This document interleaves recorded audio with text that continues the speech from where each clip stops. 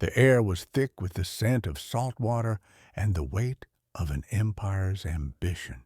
On the deck of a sleek Halicarnassian trireme, Artemisia, Queen of Korea, stood with a commander's resolve etched on her face. Her Carian Greek heritage made her a bridge between two worlds, but her loyalty was pledged to the great king, Xerxes. She was more than a vassal. She was a valued and trusted advisor, a woman of the sea whose counsel and courage were respected even by her rivals. As the massive Persian fleet assembled, Xerxes sought guidance on the impending battle against the smaller Greek forces at Salamis. The male admirals, puffed up with pride and eager for glory, clamored for an immediate sea battle.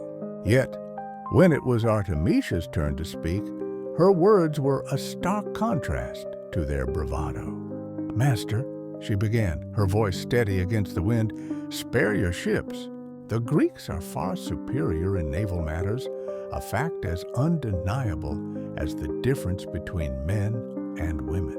She explained that a naval confrontation was a foolish risk and urged him to use his land forces to force the Greeks into submission. Xerxes, impressed by her wisdom, praised her, though he ultimately chose to follow the advice of the majority. The battle that followed was a chaotic masterpiece of Greek tactical brilliance and Persian overconfidence. In the mayhem, Artemisia found her trireme cornered by an Athenian vessel.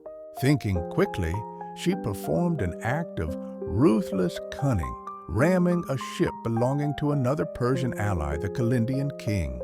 The Athenian commander, witnessing this, was fooled into believing she was a Greek defector and broke off the pursuit. From his vantage point, Xerxes saw only a Persian ship sinking an enemy, cementing his admiration for her bravery. After the devastating defeat at Salamis, a humbled Xerxes again turned to Artemisia for advice. He praised her for her earlier, ignored counsel and entrusted her with the honor of escorting his illegitimate sons to safety. Her strategic mind and proven loyalty had elevated her from a mere client queen to an indispensable part of the king's inner circle. This level of access to the highest levels of government was not an anomaly, but reflected the political involvement of women in the Achaemenid Empire. Artemisia's story is an extraordinary, but not singular example of female influence in ancient Persia.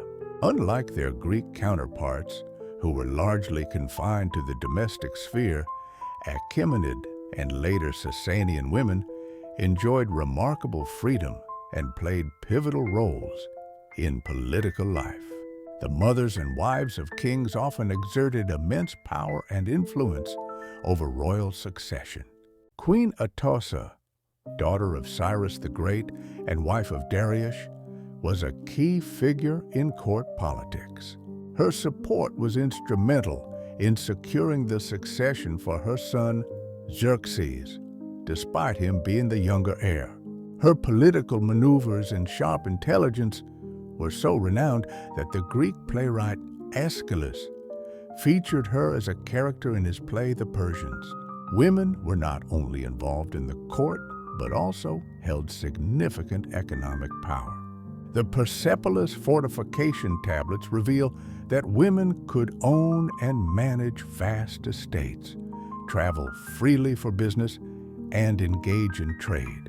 Irdabama, a wealthy businesswoman during the reign of Darius, commanded a workforce of almost 500 laborers across various regions of the empire.